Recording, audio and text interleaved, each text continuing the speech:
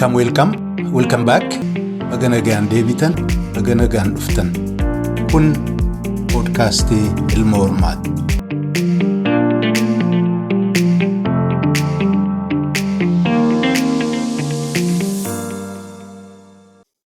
Ashamaa kabajamoo hordoftoota podcastii Ilma Hormaa. Akkam jirtu nagaadhaa fayyaadhaa? Waggaan haaraan barri 2025 akka markaa sin qaba.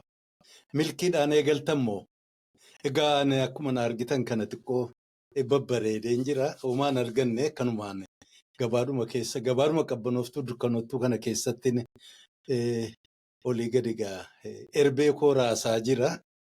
Isin akkam jirtu? Egaa maayyii waliin dhaammannu marsaa kurnaffaa kana keessatti seenaa qabsoo bilisummaa Oromiyaa eessaa kaanee as keenya jedhu sana deebii argamsiisuudhaa fi jaallanni hangafoota qabsaa'ota ganamaa barbaannee dubbisnee kitaabota isaan dubbisanillee kitaabota isaan barreessanillee dubbisnee irraa marii goona ka jedhuun isin dhaammanne ture. Egaa hadha immoo akka hiree ta'ee kitaaba jalqabbee seenaa ba'oo fi qabsoo Oromoo jedhu kan barreesse qabsaa hangafaa hoogganaa adda bilisummaa Oromoo Jaal Dhugaasaa Bokokkoo fi waamicha godhee fi innis waamicha keenya kabajee hadha waltajjii kana gubbaatti argama. Kanaaf marti keessanuu kabajamoo hordoftoota podcastii Ilma Hormaa bakka jirtanutti qabsaa hangafaa haftee qabsaa'otaa Jaal Dhugaasaa Bokokkoo ulfinaa fi kabajaa isaaf maluun akka simattan jaalalaan isin gaafadha. Jaal Dhugaasaa Bokokkoo waamichaan sii godhe kabajdee waltajjii kana gubbaatti argamte seenaanuun qoddatuu fi hayyamuu keetii fi maqaa hordoftoota podcastii Ilma Hormaa kanaati irra deebi'een guddaan si galateeffadha. Horii buliin jedha jiraatteellee baga nu gammachiiste dhihaadhu waltajjiin keeti. Tolee bagitti baay'ee gaarii jaal kiyya baga jiraattee yeroo dheeraa booda walitti deebinee jiraachuu bira kutteeyyuu immoo hojii baay'ee galateeffachiisaadhaa fi kanaan dura nama tokko qofa miti nama baay'eedhaan iyyuu irratti hojjetamuun irra ture lafaan ukaaftee si yaala gaariif waan baheessa hojjetaa jiru si arguu kootti baay'een gammadaa.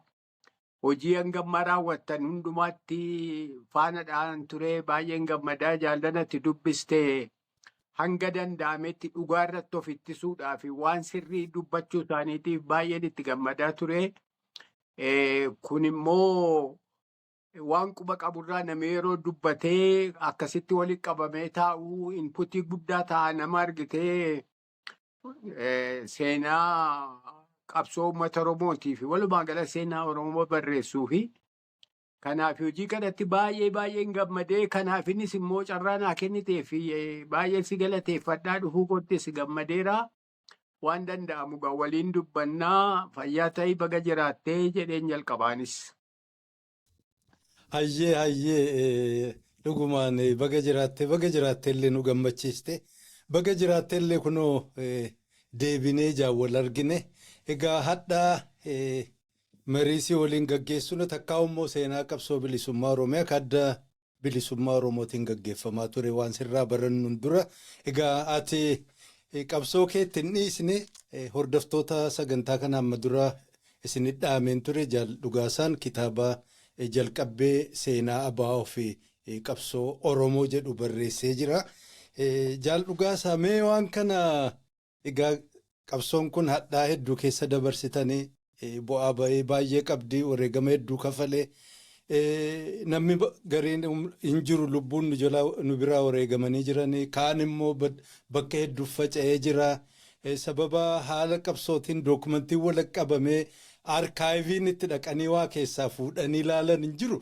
Mee waan kana yaadatanii barreessuun piroosesiinsaa akkam ture hordoftoota sagantaa kanaatiin hamma tokko silaa nuun qooddatte.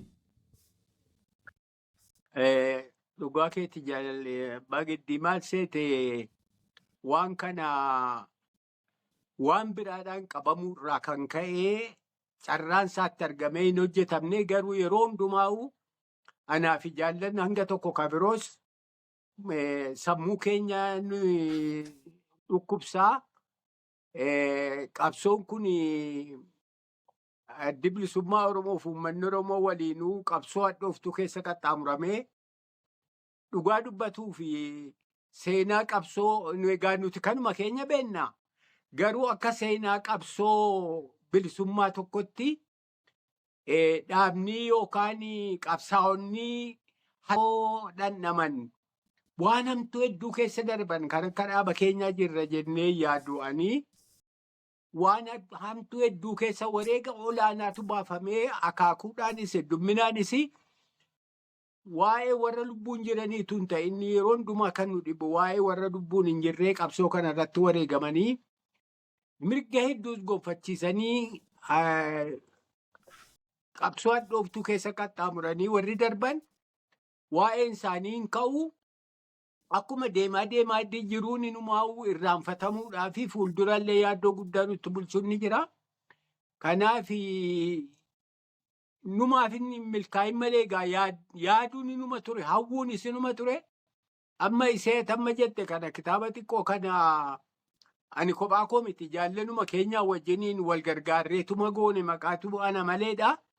Baay'ee egaa ulfaataadha waan akkasii tolchuun keessattuu waan qulqulluu ta'e waan bareedduu ta'e waan dhugaa taate tokko tolchuun sila dookumentii of dura kaa'anii achirraa argitee walii namaarraallee yoo ta'e waliin fuulleetti wal arganii waliin gatta'anii mari'atanii wixinee isee baasanii sana booda immoo waliinuu tolchuu.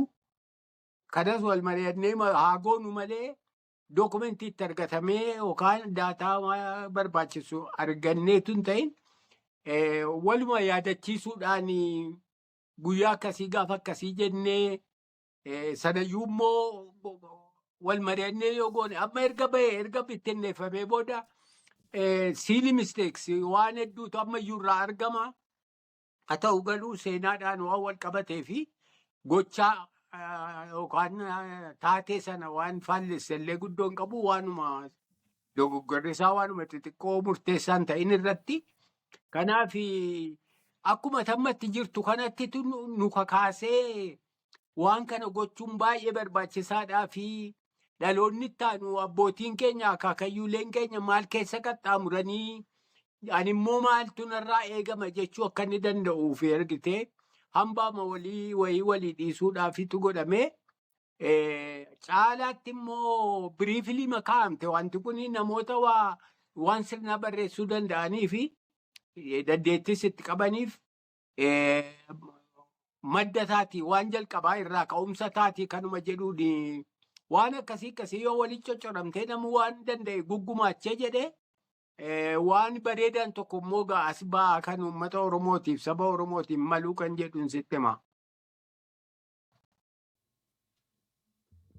Hayyee dhugaa keeti silaa'oo uummanni akka Oromoo warra Oromiyaa kana qabsoo hadhooftu gaggeessu wanti hundinuu guutee fi waan barbaadu hunda guyyaa barbaaduuf bakka barbaadutti argatuu hin danda'u.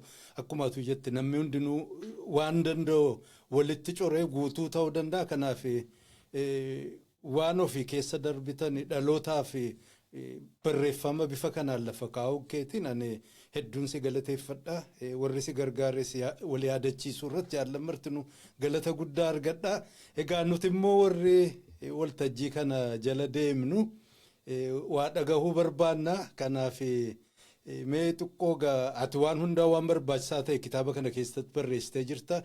Kabajamoo hordoftoota sagantaa kanaa kitaaba kana bakka jiru barbaada dubbisaa wal jajjabeessaa ammoo irraa waan garii si yaafatuun qooqa keetti irraa dhagahoonis gaariidha.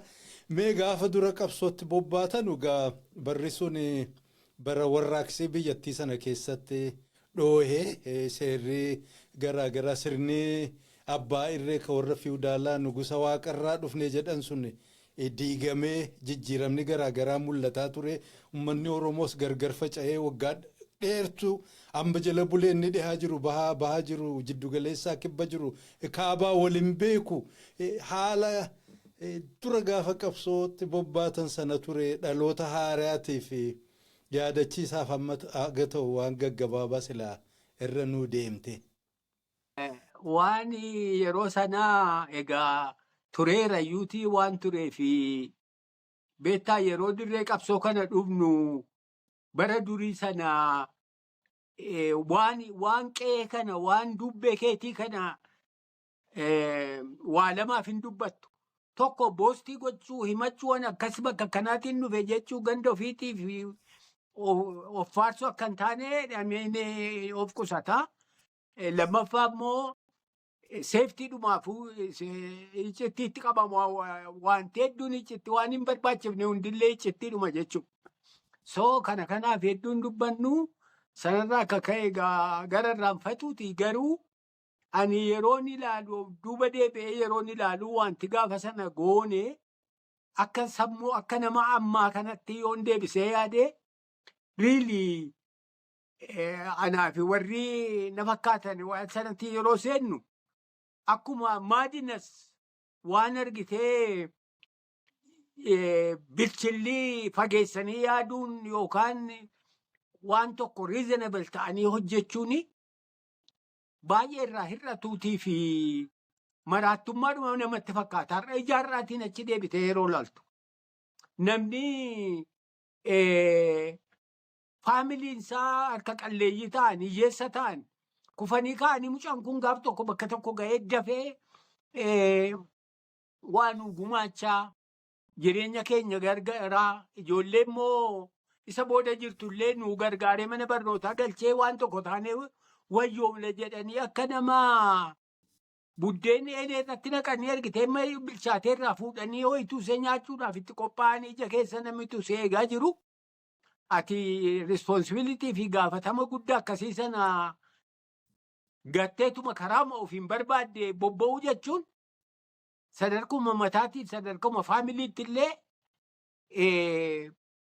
yeroo sana namni waan itti qaanfatuu fi abadan hin goonu kana responsibilitii keenya gaafatamni koo duraa kana kan koon baadha malee jettee yaadda malee galataa abbaa faadha keetii ba'aa obbolaa keetii si quxisuu keetii gattee biraa inni dhimtu tokko kana godhamee lammaffaa inni sun waa ta'u mee waa'ee mataa keetii iyyuu irraanfadhu waa'ee maatii keetii iyyuu irraanfadhu garuu namni eessatti hin deemaa garran itti deemu sun maal fakkaatti hangam tokko milkiin jira hangam tokko hamaadha hangam tokko toltuudha jedhee xiqqoosee ija sukkuummatuun qoratuun yaaduun illee ni jira.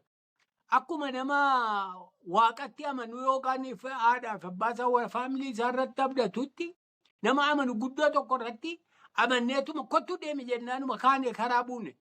Yeroo karaa buunu yeroo jedhannu waan tokko iyyuu hin jiru qophiin tokko hin jiru haalli anjaan tokko hin jiru nutis dhannee yeroo argite anamma fakkeenyaaf yeroo deeminaan jedhanii uffata akkuma ammaa kana kanoo akkasumatti hin ka'ee karaa bu'e. Gaabii tokkittiitu jaalbaaroodhaaf geessii jedhanii natti kennan. Gaabii sana qofan fuudhee deemu. Yeroo naqee gaabii sana gabaasuuf deemu ani kunoo kanan qabaa amma kana walirra dabalee baasee hin danda'u yoo qabaachuu baatte fudhu yoo immoo qabaatte immoo nama biraa tokko kennii jedhe. Ani akka tasaa ta'ee egaa hin qabuu ni barbaachisaa saayyuu amman argaa gaarii jedheen isee sana fudhadhee qabeenya qabu waan ani ofitti kaa'ee uffadhuun ala gaabii sana ture jechuudha. Gaabii sana tuun arangamaadhaa fi qoreetti diruu maal godhuu bitintooftee daaraa taatee tingate. Kanaaf yeroo nufu sana gaa dirreen qabsoo kan akkasumatti utuma deemtu baala of jala buusuun illee yookaan citaa harkaan akkana kukkutanii of jala buusuun illee dhorka. Qananiitti lakkaa'ame riphee lolaan maanni mataa isaatiif rakkata qananii barbaada isa jedhu nama keessatti waan jiruu fi afaallee nafattu gara boodaa kana afaa afachuudhaaf citaa of jala buusuu baala of jala buusuu jalqabne malee carraa hirribaa argannaan akkasumatti jigda akkuma qaama jirtu kanaan lafuma fedherra fedhe corroqa ta'u fedhe awwaara ta'u fedhe dhagaa ta'u raftaa boraatiin immoo harkuma keetii yookaan dhagaadhuma jechuudha. sanatti dabalii gaariidha sun yoo ta'u qabsoo hidhannoon naqaa jettee yeroo manaa baatu lafa qawween hin jirretti qabsoo hidhannoo jettee maal baatame? Nama 50 yoo yaa'e nama 50 keessaa namni 40 qawwee hin qabu yoo ta'e gaafa kamii ati kan argite 50 sana si'achiiftee ga'ummaa qabaattee diina kee haleeltee qabsoo hidhannoo isa jettu kan akka gootu.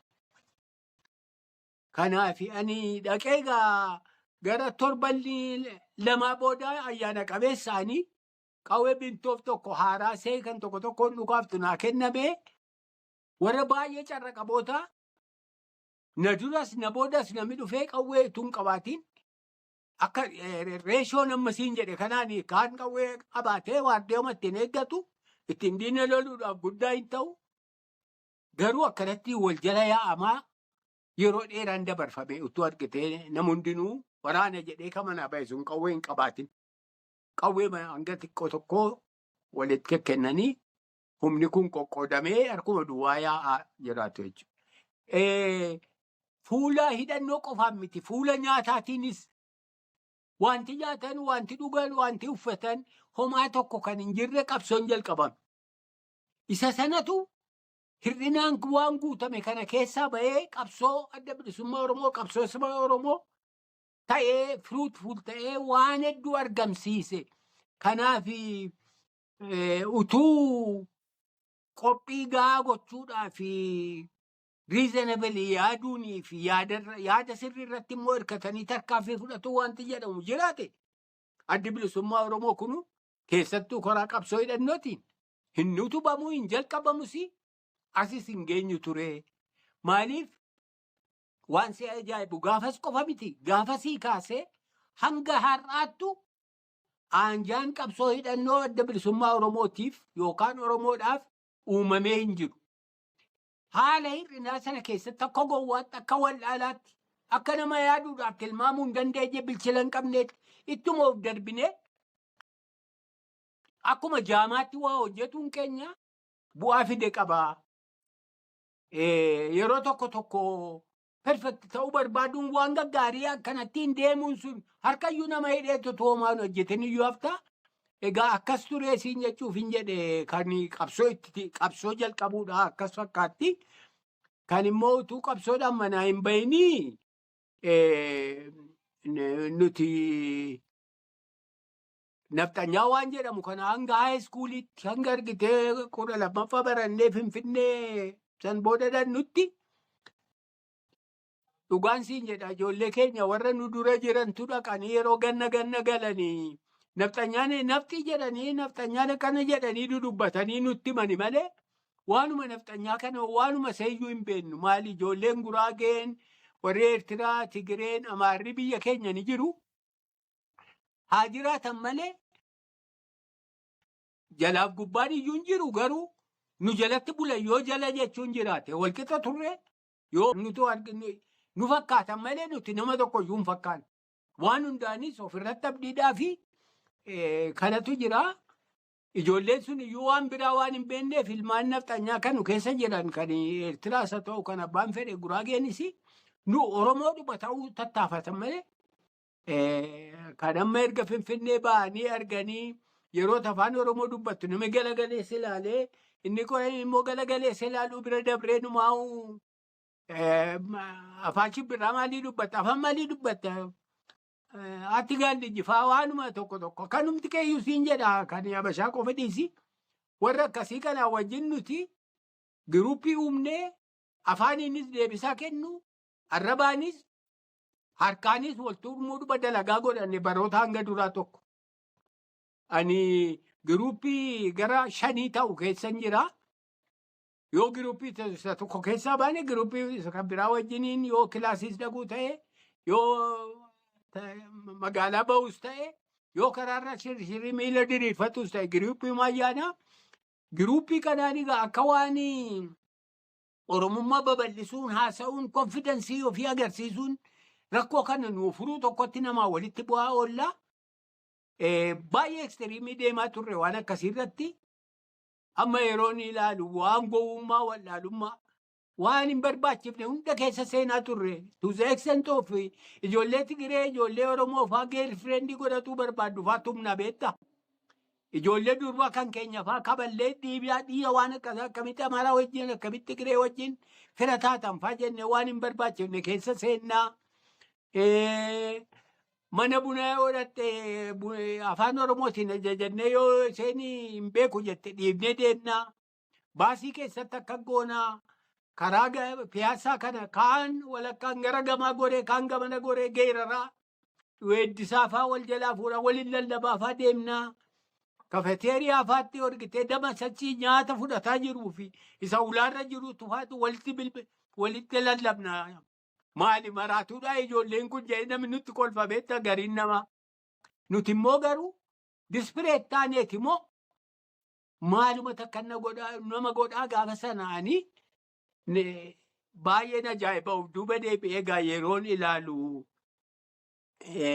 afaaniif hojiidhaan waan sana dura dhaabbatuutu hin ta'in harkaan naftanyaas Oromoos wal tumneerra jechuudha. Jireenya akkasii sana keessa dabarree maadheefaa waan jedhamummaa ani akka dablisummaa Oromootti maadhee nani beekuu fi keessa ture maadheesicha politikaalii namni ergitee iccitti guddaadhaan naamusa guddaadhaan eeggatee namni tokko nama tokko biraa beeka malee never wal beekuun dhorkaadhaa. Disipiliiniin maadhee akkasii jedhamee sirnaan godhamu sanatu hin ta'in akkuma giruupii waliin yaadu sana siin jedhu sana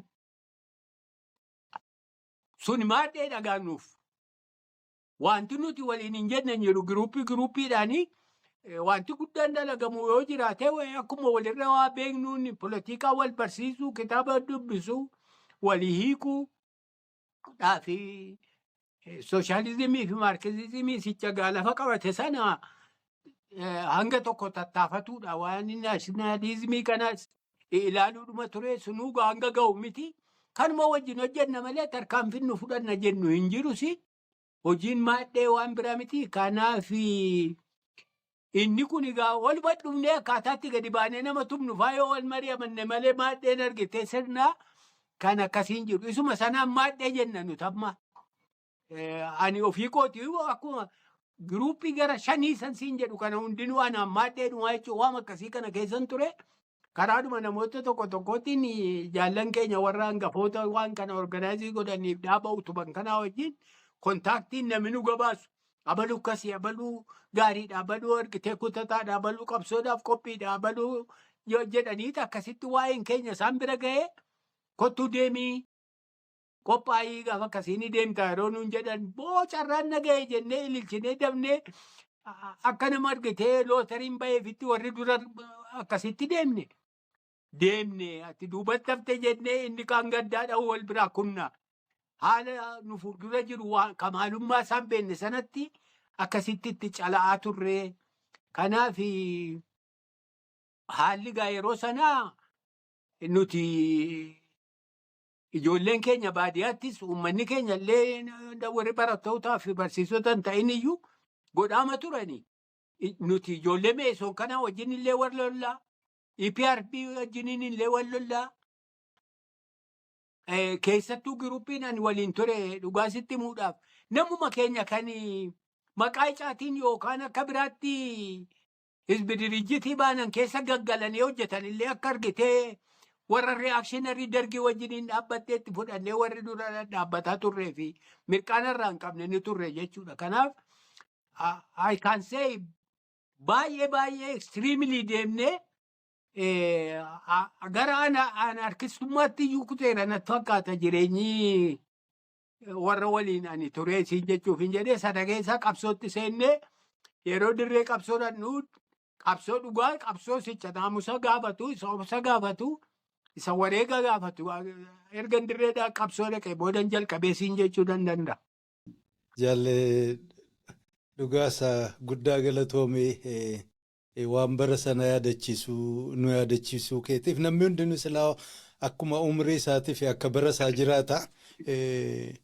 Egaa jaallan haala sanarraa kaataniiti egaa qabsoo bobbaatanii fundamental change hawaasa Oromoo isaa taate naannoodhuma Horn of Afrikaa sana keessatti jijjiiramni guddaan akka mul'atu qooda guddaa gumaacha guddaa gootanii. Egaa ammas xiqqoodhuma bara sanatti si deebisa gaafa dirree qabsoo deemtanu akkuma atu jette qophiin gahaan hin turre namnis kaachi wal gahe bifa adda addaa qaba. Gariin keessan magaalaa irraa dhuftanii gariin isaanii immoo warra naannoo sanaa Somaalee dhaqanii hidhatanii as deebi'anii gariin immoo kun Elamoo faarraa warraaf so akkamii namni garaagaraa bakka garaagaraa irraa walitti dhufe sun wal simatee wal fudhatee wajjiniin jaarmiyaa tokko jalatti gurmaa'ee bifa riphee lolaatiin naamusa tartiiba isiin eeggattu sanaan deemuun akkam ture dhibee maaltu si mudate akkamiin irraa aantan?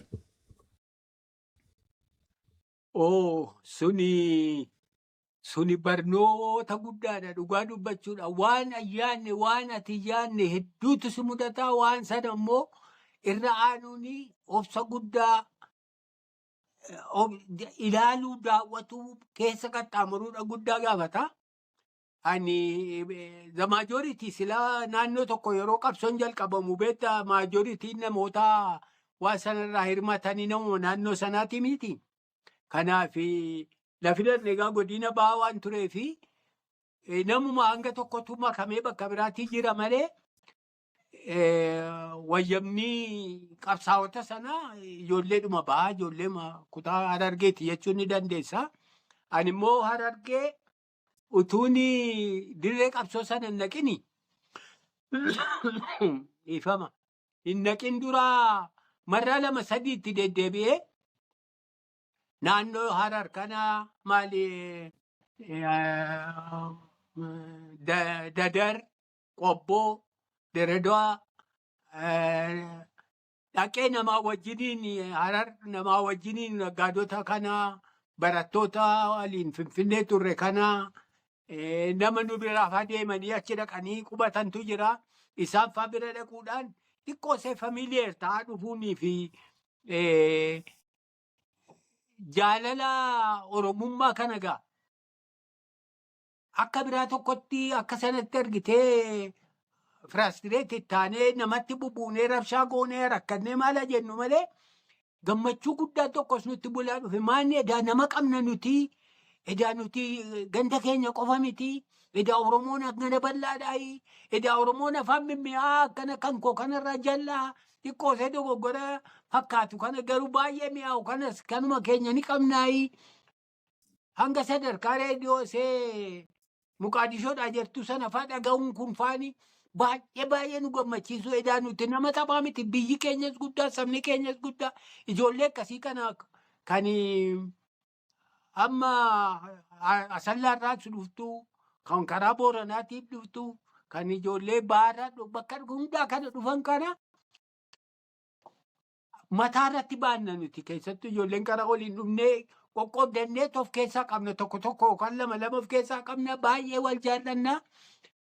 Jaalalli suni maalummaan Oromoo kutaa adda addaa kun egaa dhumateera wal barreerra jechuun yaaddoo sanaa rakkoo sanaa hin qabnu daranuma wal seenu daranuma baruu yoo ta'e malee barree fixannee jirra jechuudha. Waa'ee Oromoo kutaa adda addaa kanaa nama tokko lama sadii sanarraati dubbee nama san tokkoffaa nuu himaa.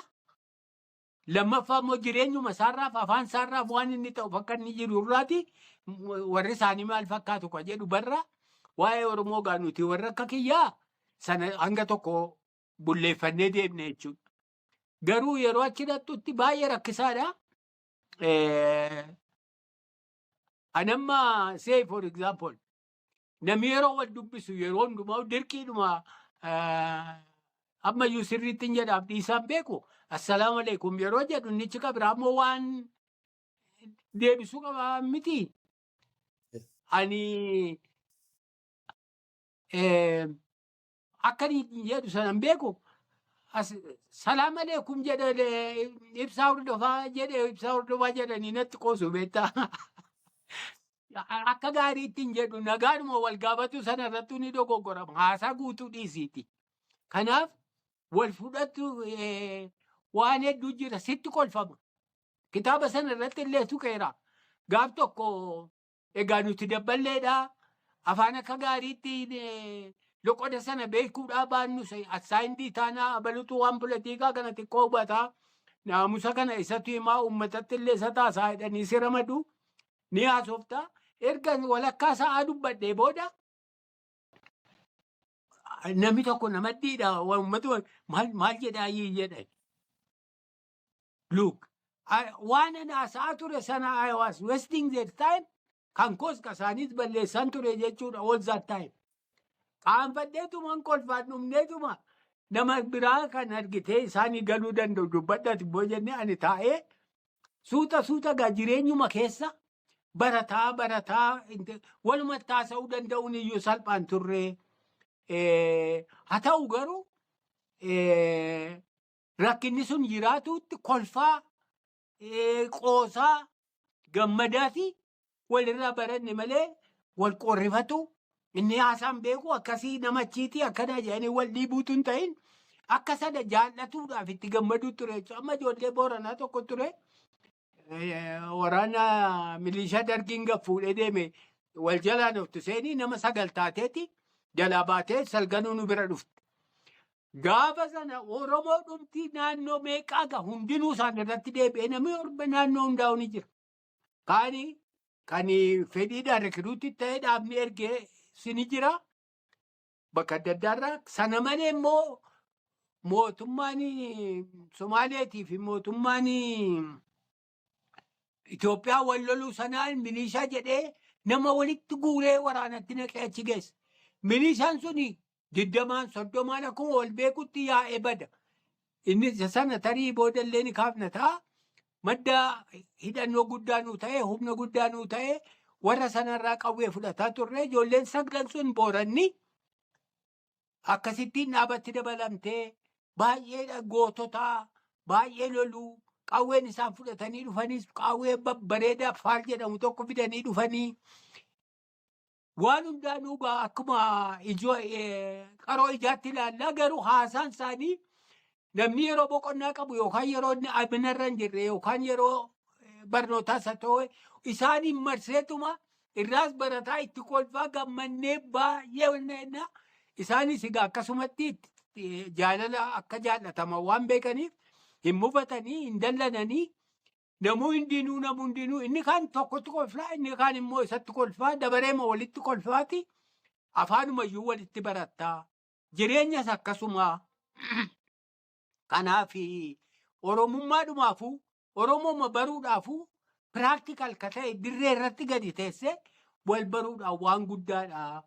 Egaa nyaatis dhugaatiinis silaa akka biraatu taate ani kana nyaadhu ani kana fedhu jettee mana warra keetiittuu didaadhatii guddattaa miti. Bakka kanatti qoosaan akkasii suni waa lamaaf hin jiru. Tokko yoo dhiifte yoo dhabdeyyuu ni duutaa gabuun kee dhukkee sirraa kaasa si adaba. Lammaffaa immoo ani sana nyaadhu jechuun waanuma yaadamu iyyuu miti. Warraaqaa waan akkasiin godhu dhaabii waanuma fedheyyuu sii fiddu nyaachuudhuma qabdaa. Abboomamuun waan qabsoon barbaaddu gochuu malee waan abbaan barbaadu gochuudhaaf achi hin jedhamu waan ta'eef baay'ee warraaqa nu godhe haalli jiru. Karaa biraatiin amma aangoofaa yookaan mateeriyaalii waan argitee horiifaa maal waanuma tokko baadii hin qabu. Amma maallaqi nu biratti lafatti itti waa bitattu hin jiru. Wantati maallaqaan gootu hin jiru.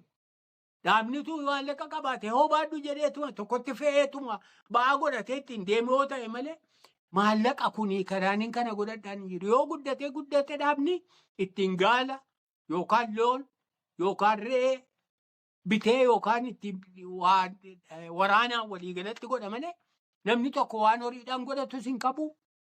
Mi'is hin jiru, uffanni gaariinis hin jiru. Utuun jaallatiniiti wal qixa taataa. Hoogganaadhaa fi miseensa gidduu adda addummaa tokko illee hin jiru.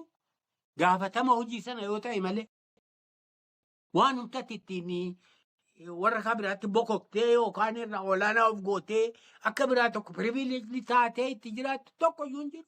Utuma hin barbaadin haalli jiru dhibbaa dhibbatti walqixa si godha jechuudha. Walqixxummaan sun immoo baay'eedhatu rakkina hundumaa si obsisiisa. Baay'eedhatu inni irraanfattayyuutti dhugaa. Yeroo tokko tokko qananiin hin jiru wanti qananii fakkaatu yoo sitti dhufe iyyuu ni jibbita jechuudha. Say for example amma fakkii matti xiqqoo tokko waan biraan jiru abujadiidhaan soolaan keenya abujadii irratti hodhama. Abujadiin egaa yoo gara booda kana kaleriitti godhan malee beektaa adii dhumaa miti. Namni waan adii waan bareedaa qaanfachuurraa kan ka'e yeroo ansoolaa namaa hiran ansoolaa adii kana fuunee biyyatti rigameetti akka inni fagoodhaan mul'anne godhama xureeffameetti sana booda uffatama. Sana malee areeda ofiisa ta'uu qaama ofii kana ta'uu uffata miiccachuu haa ta'uu huukersi suni nama dadhabaa gowwaa riphee lolaan ta'in qabsaawaan ta'in karreef dhufe fa'aa yookaan immoo argitee kan qabsoo kana dhannan godhatiin wanti xiqqoon barbaachifne hundaaf rakkatu jedhamee taajjabama malee xiqqoo se'oo of eeguun nageenyuma ofii eeguun iyyuu ni qaanfatamaa. Keessa baawuutu gaa jira beektaa yeroo tokko beekumsitti xiqqoonis gaagaa qabaa hamaadha jedhanii miti. Akkasuma waan riphee lolaa jechuun of eeggachuu dhabu selflessness wareega olaanaadhaaf qopheessu waanuma duwwattuu tarkaanfataa ta'u jechuu keessa kuteefaa gaanga istiriimilii deemu ture bara jalqabaa sanaa shira dalaguudhaa fi mala walitti baasuunii fi siyaasaan hin eegalamne jechuudha. Oromummaa dhumatu jira malee it is just like a family. Qabsoo bilisummaa qabsaa'ota tun ta'in ijoollee warra tokkoo kan waliin ala baate jedhu fakkaifama malee shira walirra dalaguu mala baasuun wanti ittiin warraaqxummaa agarsiiftu guddaan maali? Yoo lola ta'e ansi dura duwwaa ansi duran deema ati booda kottu yoo hojii ta'e ati taa'e anatu hojjeta. Akkasiin itti gaa warraaqxummaan agarsiifamaa. Kana gochuutti namni hundinuu immoo wal dorgomaa ture. Shirriniif qabsoo waan jedhamu yookaan haala shawwaduu tokko poolitikaan ni jedhamu adda bilisummaa Oromoo keessatti anaaf akka kootti bara chaartaraa booda nu seene. Bara chaartaraa tokko jennee siyaasaa jalqabne. Ni bayyannaan taadeemne jechuu qaroo taane jechuudha. Shiruudinas shira walirratti xugganuun yookaan wal bubuusuun yookaan adda bilisummaa Oromoo keessatti hoogganoota adda bilisummaa Oromoo kana warra dhaaba duraan utuban akka waaqaatti ilaaluu malee irra guddaa isaanii karaa ba'a sanatti dhufaniitu hojii irratti wal ilaallee taajjabnee yookaan madaaluudhaaf carraa dargannee walirraa fagoo turre kaan biyya alaa turan kaan karaa dhiyaa turanii maqaadhumaan beekna waan ta'eef garii takkaa'u agarree hin beeknu ta'a. Garii immoo biriifilii agarree hanga ga'u hin beeknu ta'a. Hanga tokkos wali beeknu ta'a garuu kanarraa akka ka'e akkuma waaqeffatu malee homaa rakkoo waan biraan jiru. Waan isaan jedhan akkitti isaan ilaalaman jala deeffatuun hin jiru. Bara chaartaraa booda namni dhufee wal argee wal ilaalee wal baree wal birratuunii fi wal shakkuunii fi siyaasaanis ilaalchisa adda adda ta'e goggoraa deemuunii fi kun jalqabamte jechuudha. Kana malee Oromummaadhaa fi dhaaba kana akkuma namni naamusa eegii dhaaba akkana kabajii uummata bal'aa Oromoo akkana kabajii kanatu dirqiidha. Kana gochuu baannaan akka taata jedhee namni sitti himu hin jiru. Kan akkuma waan fudhatamee waanuma beekamee tokko argitee uummata Oromoo jaallatuun Oromiyaa jaallachuun dhaaba OLF kana xuriirraa eeguunii fi kabajuuniif jaallachuun waan namni walitti himumete jechuudha. Waan ofumaan ta'e tokko noormaaluma akkasuma jettee kan namoonni hundinuu fudhatu haa barsiisuun jiraatu erga barsiisanii booda itti amananii deemuun illee ni ture jechuudha. Kanaaf gara boodaa kana garuu rakkoon isigaa yeroo sisnuma rakkoon dhabame miti. haa ta'u gara boodaa kana rakkoon isa adda adda nama baasuun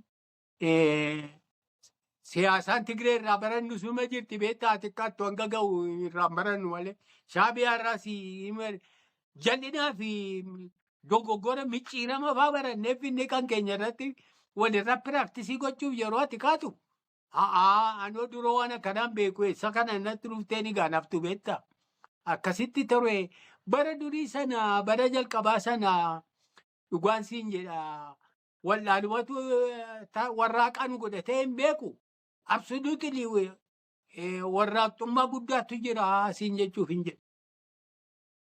Galatoome jaal dhugaasaa baga jiraatte illee nu gammachiiste baga jiraatte illee waan dabree seenaa amma yaadattu dhalootaaf hambisuu bira geesse egaa gaafa jalqabdan sana haala keessa turtan booda waan mul'ate illee mataa irraa nu dhooftee jirta.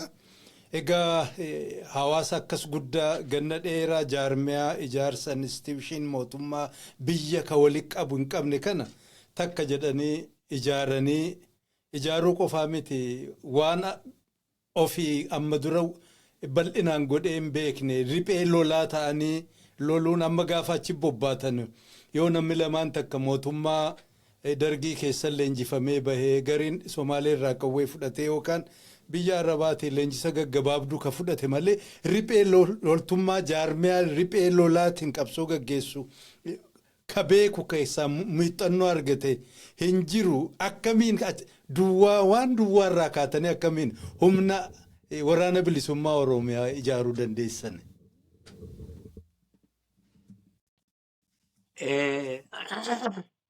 Baay'ee nama ajaa'ibaa. Kun waanuma nama ajaa'ibu guddaa anillee mataan koo dhugaa siin jedhee hanga irraattuu kan inni itti of gaafachuudha. Innan sila maadina siin jedhu sana wallaalummaa siin jedhu sunillee sanuma irraa ka'uudhaan nama hangam tokko qophiin godhu hangam tokkotti yaadu waan hojjetu tokko dukkanatti jabaasu waan fakkaatu tokko kan isin jedhellee kanuma eenyuufuu sun gaaffiidha garuu irraa ka'uudhaaf namni barnoota riphee lolaa yookaan waraana riphee lolaa tokko barate kan miidaliistii kanatti baratee dhufee nu keessatti argame tokko jira. Caalaa jennaan caala barsiisaa jennaani. Akka gaariittitu barnoota sana fudhate ofiisaatiifis nus immoo akka gaariitti nu barsiise. Sana malee miliitarli namni baratee dirree seene bobbaasaa dhaabaa. Olaanaa lamuu bara tokkicha haayiskuulii waliin finfinnee keessaa yeroo turre sana kaafnee wal beennaa. Inni akaadaamii dhaqeetti nuti warri kabaraa achitti hafnee booda dirreetti jooyinii wal goone namni waraana mootummaa Itoophiyaa keessaa ogummaa karaa sanaan jiru fudhatee dirree dhaqe the only person isa ture jechuudha. Kanaaf isaan lamaan hanga humnaaf dandeettii isaanii nu barsiisaniiru. Jarri lachuu beekumsaa fi sammuudhaan baay'ee biriiliyantiidha. Bobbaasaanis nama baay'ee goomceedha. Beekumsas qabaa, naamusas qabaa, gootummaas qabaa baay'ee gaariidha. Akka gaariitti barsiisuus danda'a. Barsiiseera. Soorsiin guddaan keenya isaan kana lamaan turan. Inni kaanis karaa Somaaliyaatee waan dhufee karaa biyya Arabaatti barnoota bara sana gaa karaa biyya Arabaa kana Edeniin haa ta'uu bakka Sooriyaa haa ta'uu bakkoota adda addaatti hafuurri warraaqsaa kun ni jira. Namni babbaratee ma dhufaa. Gaarii turee waan hedduu nu barsiise. Egaa wanti ta'ee yeroo duraa sana akkuma naqeen utuun turin nama wayyaadha jedhanii ilaalanii walitti qabanii gara nama 30 ka taanu tokko leenjisummaa nu leenjisan. jarrummaan amman siin jedhu kun keessattuu walitti dhaabbatee hojii godhatee kan nu leenjise Jaalcaalaadha. Bobbaasaan immoo yeroo tokko tokko irratti hirmataa ture. Namni 30 barate kuni ni bittinneeffame jechuudha. Lafa dhaqee barsiisuu hin qabaannee akka mana barnootichaatii baaneen nama barsiisuu hin qabnu namni rikruutii ta'ee dhufee leenjifamuu dhufee hin jiru. Waraanuma isa jiru irra deddeebii barsiifna. Kaan immoo yeroo biraatiif beekumsa sana qabaannee hafneetu sagiliitti muraasatti buttaatti ramadamnee leenjisa inni jedhamu kun egaa wanti nu leenjisan kun akkatti argitee hiriira guddaan hiriirri barnoota waraanaaf hiriira guddaa barnoota guddaadha hiriirri ajaja akka nama 1000 nama 100 bakka tokko dhaabdee akka ta'e salphaa fakkaata yeroo bakka jirtutti deemi bitaa galagali duubatti deebii maal ta'e jedhee dirgim yeroo godhe waan kana godhu lola irrattis akkasumatti ajajatti kennitaa qaama ta'aa fi obbolee deebiin hin jiru dura deemi duuba deebii lolallee akkasuma ta'a barnoota guddaadha tokko sana kaan egaa aggaammiidhuma kanaa gootan ta'a jedhaniituma qoba dhiibaniituma bidda asitti dhukaa jirutti akka hin fiinne malaan tooftaadhaan akkatti diina of dandamaniitti diina dhabamsiisan akkatti waleeggatan maali waan hedduu kana gaa baratamaa baay'ee gaariidha kana baratuun jiraatu malee garuu mee akkamitti barnoota kan hin qabne akkanatti waa baratanii qabsoo kana taatanii diina dura dhaabbattanii dhaabi kun utubamuu dandeessa jettuuf bakka guddaa qabdi beekumsi Bobbaasaatii fi Kacaalaas garuu maddi inni guddaan siin jedha inni guddaan kanaan nu ga'e lola qabsoo mataasaati lolarraa lola baratta malee hanga fedhe akkaadaamii militarii akkaadaamii fedhan si galchanii baatee wantatti loltuu jabduu taatu hin jiru. Hanga feete ergitee rasaasii irratti dhuka'uu jechuun xiqqoo mataarra si jettee gurra bira si babba'uun lola akka gaariitti si barsiisa qaama si godhachiisa. Lolarraa baran malee isa jaallan keenya nu barsiisan sanaa fi kana miti nutuu warri leenjifamne siin jedhu kuni deemneetuma isa sana ofuma baranne garuu isa kaan lola isa dhugaa dirree lolaatii baranne diinaan ari'amuudhaan diina ari'uudhaan duraan miliquudhaan tooftaa lolaatii fi mana lolaa hundumaa waraanni kun ka barate lolarraati jechuudha. Isa lolarratti ta'u yeroo hundumaa maal godhamaa wallaffi keessatti waboo keessatti lola hundumaa ni xiinxalama yeroo lolarra ba'amu. Lola san injifannootti argannes akkamittiin milkoomne jedhamee xiinxalama. Gaarii bor kanaaf egaa kana jabeeffattu jedhama. Lola sarratti wareegan barbaachifne baafnee badii keenyaan sodaattummaa keenyaan yookaan dogoggora keenyaan mancaane yookaan waa balaan guddaan dura ga'e gatteenyeeti dubban. Kanaafuu bor lola fedhe keessatti yoo waliin jirru haa ta'u yeroo bakka adda addaallee baanu haa ta'u eeggannoo kanarratti akka godhamu jenneeti walii himna. Kanaaf lola walumaa galatti loluma mataa isaarraa baratee waraanni bilisummaa Oromoodha. Lolli immoo baay'ee lola nama barsiisa. Wanti lola irratti waanuma diinni godhurraallee ni baratta. Diinni akka inni itti si weeraru akka inni itti harkaafi si fudhatee si injifaturraallee ati immoo bor sanatti dhimma baata jechuudha. Kanaaf irra guddaa lolarraatu lola baree waraanni bilisummaa Oromoodha jechuuf hin jedhe Jaalabbaa Giddi. Hayyee jaalle dhugaasaa guddaa galatoome.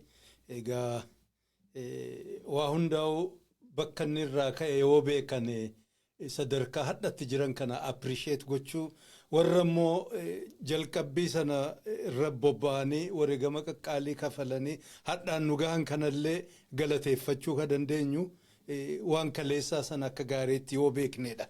Kanaaf irra guddaan irra deddeebi'ee eessaa kaanee ka jedhu sana ciniinee gadhiisuu kan hin handide ati gaaffilee kanaaf deebii qubsaanaa kennuu keetiif irra deebi'een maqaa hordoftoota waltajjii kanaatiin si galateeffadha. Hayyee kabajamoo hordoftoota keenya jalqabarraa kaastanii hamma dhumaatti nu waliin turtanii nu hordofuu keessaniif guddaan isin galateeffadha. Egaa Jaallugaasaan hogguunni amna gubbaa jiruun argadhee sagantaa kana qopheesse. Akkuma marti keessanuu beektanuu namni amna gubbaa jiru wanti garee isaan guutamu akkama iftiinsa taatee neetworkii fi ollaa nama callisee qulqullummaadhaan waa sajjaluuf nama mijatu. Kanaaf hir'inni garii yoo mul'ate kanaa walitti qabdan akka hubattanuun barbaada. Egaa sagantaa kana nama hundaafuu daddabarsuun irraanfatina waltajjii kana gubbaattis maamila ta'a warra maamilan ta'anis itti affeera. Like subscribe godhaa meeshaan faranjiin tolchite kan algorithm sun akka inni nama hundaaf mul'isu nu gargaara. Egaa kanuma sagantaa ta'an kutaa lammaffaa qabanne amma walitti deebinutti nagaan nu tura.